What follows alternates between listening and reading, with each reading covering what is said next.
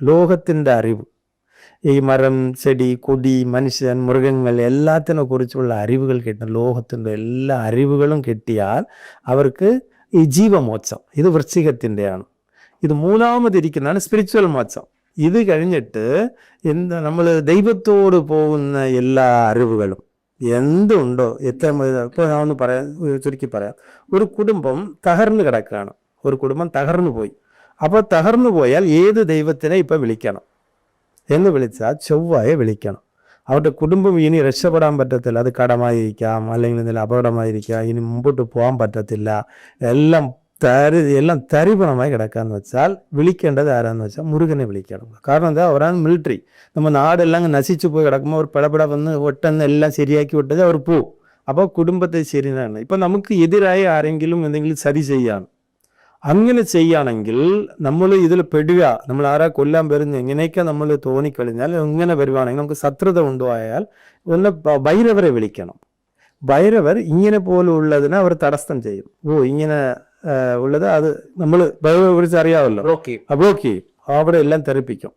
ഇത് ചില കുടുംബത്തിൽ ശാപമുണ്ടായിരിക്കും. ശാപം അവരുടെ മുമ്പിലുള്ള ഏതും ചെയ്ത് ആരെങ്കിലും പറ്റിച്ച് ഒരു സ്ഥലമോ അല്ലെങ്കിൽ ആർക്കും ഒരു പെണ്ണിനെ പ്രേമിച്ച് നയിച്ച് വിട്ടോ, ഇങ്ങനെ നിറയെ ഇഷ്ടംപോലുണ്ട് ശാപങ്ങൾ. ഈ ശാപങ്ങളുള്ള ചില വീടുകളിൽ അവർ വളരത്തേ ഇല്ല, എല്ലാം വാടിപ്പോവും. എല്ലാവരും മറ്റൊരു നാട്ടോട് സംസാരിക്കത്ത് പോലും എല്ലാം ശരിയായിട്ട് ഒരു വീടുണ്ടാകും. പക്ഷെ എല്ലാവരും സംസാരിക്കാൻ തുടങ്ങി അങ്ങ് പിണങ്ങും, ഒന്നും ഒരു മുമ്പോട്ട് പോകത്തില്ല, ഒരു പറഞ്ഞാൽ കേൾക്കത്തുമില്ല, പിള്ളേരെ നടത്തുപോലും അറിയാം, അങ്ങനെ കഴിയത്തില്ല. ഇങ്ങനെ പോലുള്ള ഒരു ആരെ വരണമെങ്കിൽ ഇവർ ദേവിയെ വിളിക്കണം. ദേവി, പാർവതി അല്ലെങ്കിൽ പരാശക്തി, ഇങ്ങനെ പോലുള്ള മാതാ, ഇങ്ങനെ പോലുള്ള ദൈവത്തെ അവർ വിളിച്ചാൽ ഈ ശാപം മാറ്റാൻ കഴിയുന്നത് ഈ സ്ത്രീകൾക്കുള്ളതാണ്, ഈ ശ്രീദേവങ്ങൾ. അപ്പോൾ ഇതുപോലെ ആര് എന്തിനു വന്നു, ഇപ്പോൾ ഓരോരുത്തർക്ക് ഇഷ്ടം പോലെ പാവമുണ്ടെന്ന് വെച്ചാൽ എന്നെ പോലെ എനിക്ക് കൊണ്ട് രക്ഷിക്കാൻ കഴിയത്തില്ല, എൻ്റെ ബുദ്ധി മാറുന്നേ ഇല്ല.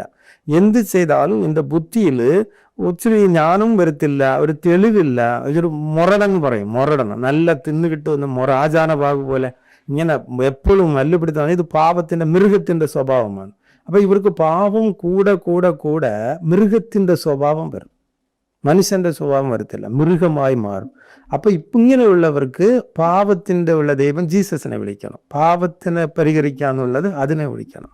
ഇപ്പോൾ എനിക്ക് ഒരേ ദൈവം വേണം, ഒരേ ദൈവത്തിൻ്റെ ഒരു മനസ്സ് വേണം, ഇതെല്ലാം വേണ്ട. അങ്ങനെ വെച്ചാൽ എല്ലാവരെയും വിളിക്കണം. രണ്ടാമത് എൻ്റെ കുടുംബം വളരുന്നില്ല, ഒരു വളർച്ചയില്ല. പക്ഷെ ശാപം വേറെ, വളർച്ച വേറെ. നമ്മൾ എന്ത് ചെയ്താൽ നഷ്ടം വരികയാണ്. നഷ്ടം വരിക എന്ന് വെച്ചാൽ അതിന് എല്ലാവരെയും വിളിക്കണം. ഇങ്ങനെ ഓരോ ഇതിന് ഈ സ്പിരിച്വലിൻ്റെ അറിവാണ്. ലോകത്തിൽ இருக்கிற എല്ലാ ദൈവത്തിനെ കുറിച്ച് അറിവ് കിട്ടുന്നത് ഇത് മീനത്തിലാണ്. അപ്പോൾ എല്ലാവർക്കും എല്ലാം കിട്ടത്തില്ല. ഈ എല്ലാത്തിൻ്റെ അറിവും ഒരു മനുഷ്യർക്ക് എല്ലാ അറിവും കിട്ടിക്കഴിഞ്ഞാൽ ഇത് കിട്ടാൻ വേണ്ടിയാണ് ഈ പ്രോജക്റ്റ്. അതിന് ആദ്യം വെച്ചിരിക്കുന്നത് മേഡമാണ്. മേഡം എന്ന് എഞ്ചിനീയറിങ്, എന്ത് ചെയ്താലും ആ എഞ്ചിനീയറിങ് കീഴെ വരും, അതിൻ്റെ അടിയിൽ വരും. അകത്ത് വരുന്നതിന് ഒരു രാശി, പുറത്ത് പോകുന്നതിന് ഒരു രാശി, കല്യാണം കഴിക്കുന്നതിന് ഒരു രാശി. ചിലർ ബിസിനസ് ചെയ്യും. അപ്പോൾ ബിസിനസ് ചെയ്യുമ്പോൾ എങ്ങനെ ചെയ്യുന്നു വെച്ചാൽ, ഇഷ്ടമുണ്ട് എനിക്ക് ബിസിനസ് ചെയ്യാൻ, പക്ഷേ വിധിയിലില്ല, പക്ഷെ എനിക്ക് ഇഷ്ടമുണ്ട്. ആ വിധിയിൽ ബിസിനസ് ചെയ്യുന്ന രാശിക്കകത്ത് ഒരു ഗ്രഹം വേണം. അങ്ങനെ ഗ്രഹമില്ലെങ്കിൽ ഇവരുടെ സമ്പത്ത് എല്ലാം അത് കൊണ്ടുപോകും. പക്ഷെ ഇവർ ഇഷ്ടം സമ്പത്ത് എല്ലാം പോയിക്കൊണ്ടിരിക്കും. പിടിക്കാന്ന് വെച്ചാൽ എല്ലാം പോകും. പക്ഷെ അതിനു മുമ്പ് അവർ നോക്കണം. ഇതൊക്കെ ഇതിനകത്തുള്ളതാണ്. ഇതിനകത്താണ് സ്പിരിച്വലുള്ളതറിയാം. മറ്റോടെ ഭാവി അറിയുന്നത് ഇവിടെയുള്ള അറിവ് കൊണ്ടാണ് അറിയുന്നത്. ഈ മീനത്തിലിരിക്കുന്ന ഇത് കൊണ്ട് അറിയാം. എല്ലാവർക്കും അത് അറിയാൻ പറ്റത്തില്ല. പക്ഷേ ആ കാരണം എന്താണെന്ന്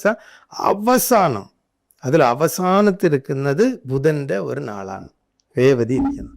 ഇതിൻ്റെ കസ്റ്റഡിയിലാണ് ഈ അസ്ട്രോളജി മുഴുവൻ ഇരിക്കുന്നത്. ആ ഒരു അറിവ് കിട്ടുന്ന സമയത്താണ് ഈ ഒരു അവസാനം. ഇതാ എല്ലാവർക്കും ഈ അറിവ് എപ്പോൾ കിട്ടും എന്ന് വെച്ചാൽ, ഇപ്പം നമുക്ക് ഓരോ നാള് 100 വർഷം ഭരണത്തിലിരിക്കും. ഇത് ഭരിക്കുന്നത് ആരാന്ന് വെച്ചാൽ സപ്തഋഷികളാണ് ഇത് ഭരിക്കുന്നത്. അപ്പോൾ ഇപ്പോൾ ഭരിച്ചു വരുന്നത് ഇപ്പോൾ എവിടെ വന്ന് നിൽക്കുന്ന വെച്ചാൽ തിരുവാതിരയിലാണ് ഇപ്പം നിൽക്കുന്നത്. തിരുവാതിരയിൽ നിൽക്കുമ്പോൾ അത് എല്ലാവരും അറിയാമെന്നുള്ളത് ഇതാണ്. ഈ മീഡിയ, ട്രെയിന്, കറണ്ട്, ഇതിനെല്ലാം പുള്ളി ആ നക്ഷത്രമാണ്. ഇതിന് എല്ലാവരും എല്ലാം അറിയണം. എല്ലാവരും എല്ലാം അറിയണം ആ നാളിൻ്റെ. അടുത്ത് എന്ത് വരുമെന്ന് വെച്ചാൽ പുനർപൂസം വരും. പുനർപൂസത്തിൻ്റെ കീഴിൽ താലൂക്ക് ഓഫീസ് ഐ ഡി പண்ற ഇതൊക്കെ എല്ലാം ആ നാളിൽ വരും. ഇങ്ങനെ ഓരോ വരണം, ഓരോ വരാമെന്ന് ചിട്ടപ്പെടുത്തിയിട്ടുണ്ട്. ഇങ്ങനെ വന്ന് അവസാനം അത് ഉത്തരം നക്ഷത്രം കടന്ന് വരുമ്പോൾ ഭൂമി ജീവിക്കാൻ കൊള്ളാത്ത രീതിയിൽ വരും. 100 നക്ഷത്രം വരണമെങ്കിൽ ഇനി എത്ര വർഷം? ഇപ്പോൾ തിരുവാതിര, അടുത്തത് പുനർപൂസം, പുണർദം, പൂസം, ആയില്യം, മഹം, പൂരം. 600-700 വർഷമുണ്ട്. ഭൂമി ജീവിക്കാൻ പറ്റാത്ത രീതിയിൽ വരും. അത്രയ്ക്കും ക്രൂരതയായി മാറും. അത് കഴിഞ്ഞിട്ട് ഈ ഭൂമി അവസാനത്തിന് പോകും. അവസാനത്തിന് പോയി അവിടെ വിശാഖ നക്ഷത്രമുണ്ട്, അത് തുലാവാണ്. ഇത് ഒരു ജഡ്ജ്മെന്റ് ഇതിലുണ്ട്. ജഡ്ജ്മെന്റിൽ 2 വശത്തുണ്ട്. ഒരു വശത്താണെങ്കിൽ ഏറ്റവും വലിയ ഇരുട്ട് ഒരു വശത്ത്, ഒരു വശത്താണെങ്കിൽ സൂര്യൻ.